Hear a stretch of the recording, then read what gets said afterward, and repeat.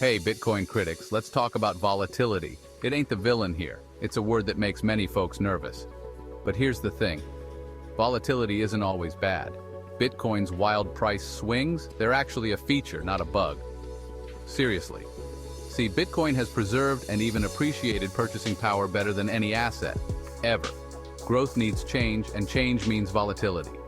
Bitcoin's still the new and emerging asset on the block.